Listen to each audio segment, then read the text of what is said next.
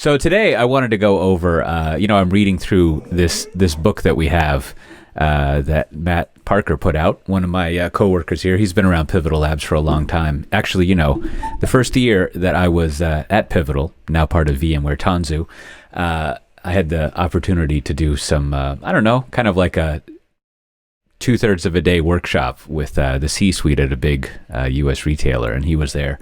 And he ran through a session that I think about and have referred to quite a bit, that kind of very early on showed me the kind of magic of not only like product management and product think, but the kind of Pivotal Labs methodology of figuring out what to do with software. My dog has some opinions too, as always. But he has this book, as you can see, that you can freely get, and I'll put a little link in the recording. Hopefully, let's see, it would be up there. There'll be a little eye you can click on somewhere, and go check out a link to this. I'm sure you have to, legion yourself or whatever, but really, come on. We're all big boys and girls and thems and theys around here. You'll be fine. But this book is actually, I've been waiting for a while to read it. Or not waiting, it's just taken me a while. But you can see it's a nice patterns book, right? He goes over a lot of the Pivotal Labs and agile ways of thinking about stuff. And there's one that you can see how far I've gotten reading right here up to page 12. There's one that I wanted to go over in particular because I have a story that I often tell about that. And that is discovery and framing. And so this is a part when you're doing, we don't really have good terminology for this nowadays. So you'll see me go over a lot of things. But when you're doing, let's call it product-oriented development, which what I mean by that is the whole point of what I'm always talking about is organizations want to use software to run their business better, to innovate their business, to deliver to what citizens need, whatever their goals are. And they want software to be, if not the core way of doing it, a critical, very important operational tool that they have. So when you get to this point of doing software in that way, where you're deploying every week, you're thinking about your software as a product, as the thing that runs your business, I don't know, it's always a little bit of a stretch to think about it as your business, unless you're selling software, but whatever. This is one of the things that comes up that's critical, is you're constantly figuring out what it is you should be implementing to achieve the goals that the business has, to achieve the goals that your users, the people using your software has. And there's a key thing that's easy to overlook, is that you try to never assume that you know exactly how the software should be implemented. Not only that you don't know exactly what features should be put in there, but also that you don't even know what the software should be, and that you don't even know what the problem being solved is. So it's always good to go in with that kind of consultative, but also kind of humble way of doing things, and go in and discover what should be done and kind of frame up what should be done there. So as you can read in as they call him around here, Parker's, or Matt, I don't know him well enough to do that, but I always hear people calling him Parker. But you go in and you kind of put in place the product manager and the team and the designer. They spend a lot of time asking, maybe 5 times, asking whys. Like, what is the problem that you're trying to solve? Why are you trying to solve it? What are ways you try to figure it out? And if you remember the small batch cycle, you can kind of even go through and explore how to do it. But I wanted to go over, I've really poorly defined it, but you should go check out this book and you can see a better definition of it. But let's just call it the stage where you're trying to figure out what features to put into your software, because you're trying to figure out how to best solve problems that the users are having, or the people using the software. And then that actually means what problems are you solving? And if you're in a business context, right, like how are you trying to run your business? How are you trying to put together a product, or I don't know, kind of rambling at this point, but how do you figure out what features to put in your software, what software to work on in the first place to solve whatever problems you have? So there's a story that I'm always bad at remembering people's names, but I think a couple years ago in back when we called it Pivotal Conversations in our podcast, we talked with one of our product managers, and he told a story of a food services company where there was a software team, and they were going in, and this is a good example of all sorts of things, of an organization looking to use software as a key operational tool for how they run their business.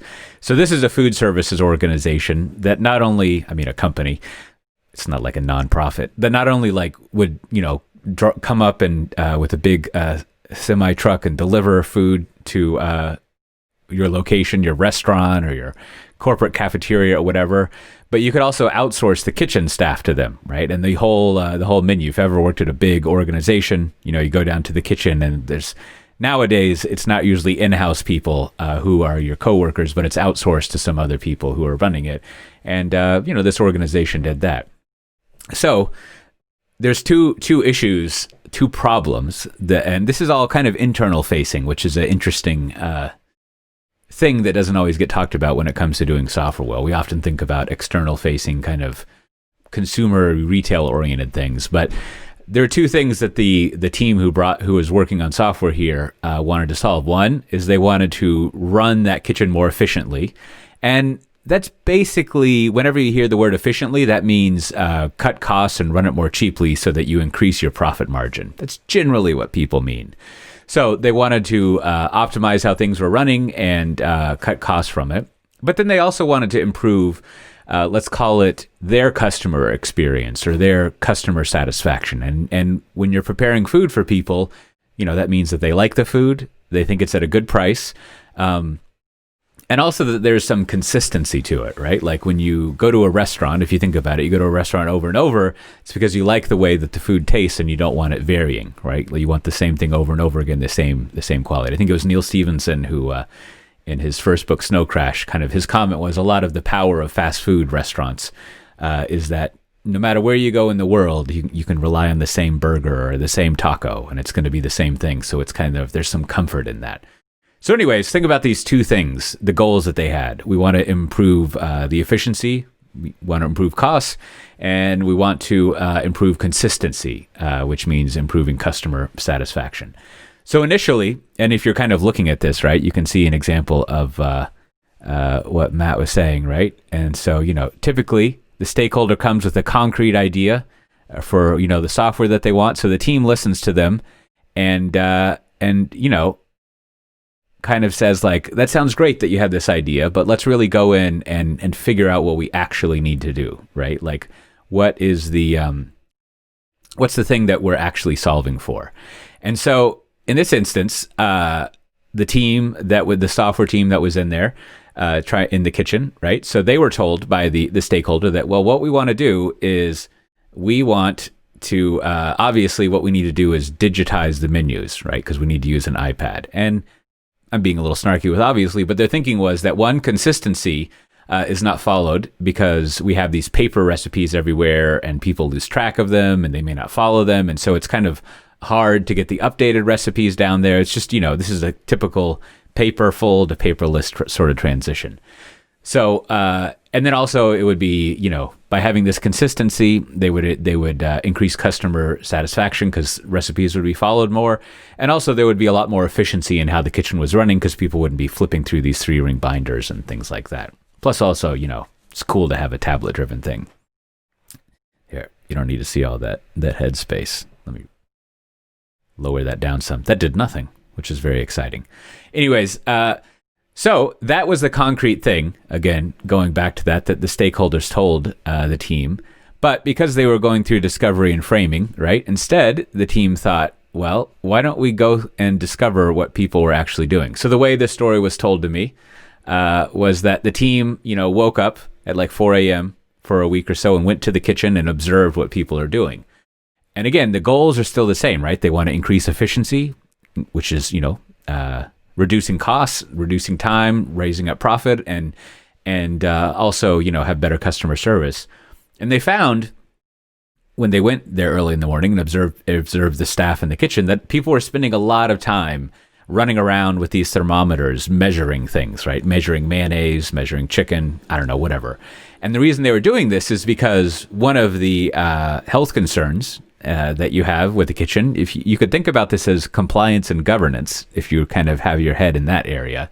One of the governance things was that various food things, whether raw or prepared, have to be at a certain temperature. I don't know anything about food health for safety reasons.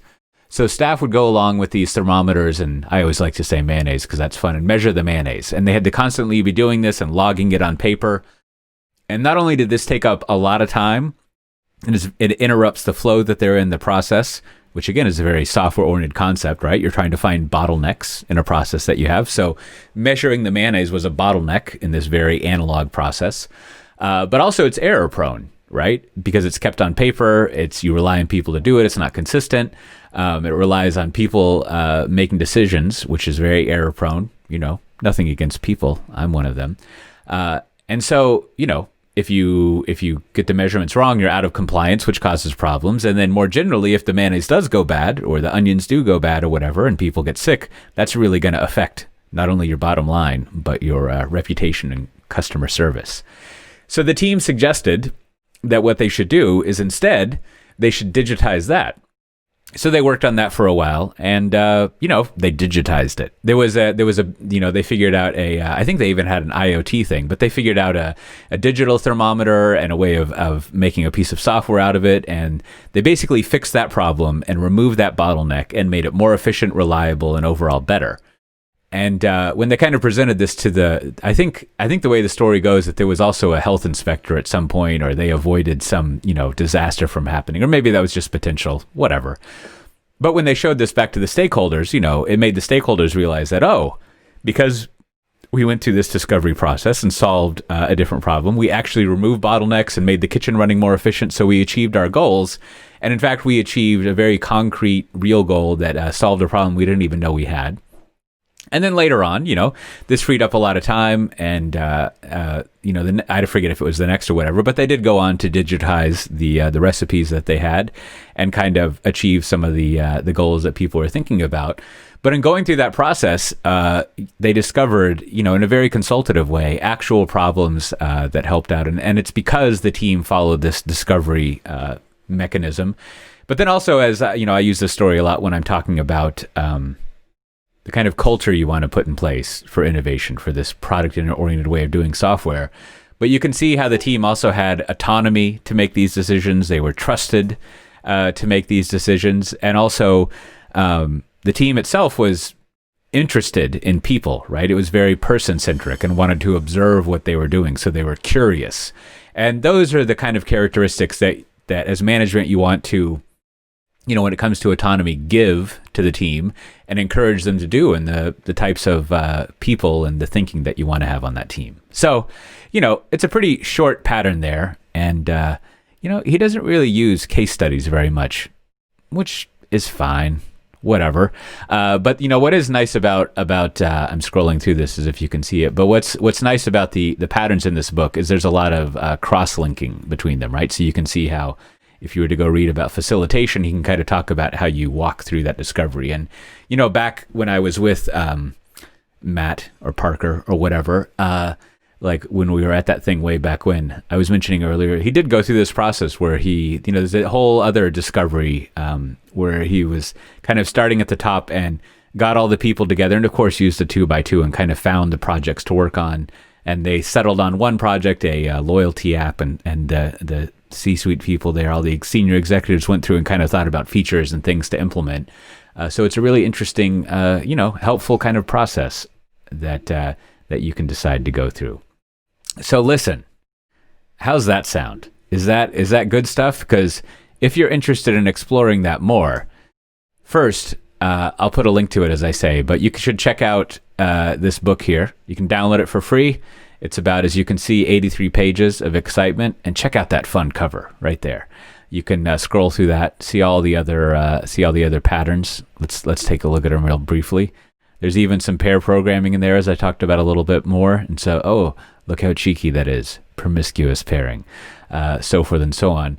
But if you want to get started with this stuff, what you should do is, if you go to cote.pizza, you can book what we call some office hours, right? So if you go to cote.pizza, you go down here, and whether it's an hour, a half day, whatever we figure out is the appropriate thing to do, right? We do a discovery on what kind of workshop and session and the time we should have. But you can come in and we'll kind of help you figure out, like, how would I do discovery? What business priorities do I have that kind of trickle down into actual software that I should be working on? If I'm in an operations standpoint and I hear that I need to get Kubernetes up and running, what should I do there? And, we're a vendor. This is the beginning of a sales process, but it is if you do it right, you can get some free consulting from us to start to think about how you frame things up and kind of kick off your digital transformation or what have you. Now, also, as mentioned, if you're interested in your doing the old Kubernetes stuff, you want to learn about that, something we talk about a lot here, you can go to kube.academy. Let's go check that out. There's all sorts of free courses. You don't even have to register for the basic ones. If you become a pro, which just means signing up for an account, you can see every single thing there. Now, we got courses for, all sorts of courses for people who are traditional VI admins. If you're developers, you don't come from the traditional VMware background of doing things, whatever you might be interested, but it's all free. And, everyone's always managers are always I can't find the skills that I need and the people. Well, people are pretty smart. You can just train them up, and there's some free resources that you have there. And finally, if you're interested in developer stuff, if you go to tanzu.vmware.com/developer, we got all sorts of topics that you can dig into and look into there. I'm starting up one here. I think I'm going to call it Cote's Codex of Confusion. That's a pretty good phrase. Going over what digital transformation is, and I think I might write up, what is it? What does business value mean? How do we DBS that and do something with it? So, as always, if you want to see the archives, you can see the playlist that we have here. There's ours from Friday. Just go to kote.io/Tanzu Talk, and you can check out the show notes for this episode. You'll find a link to it down here. I'll put a link to that book and that podcast episode where someone, what was his name, Jonathan, where he goes over that case. And with that, we'll see everyone next time.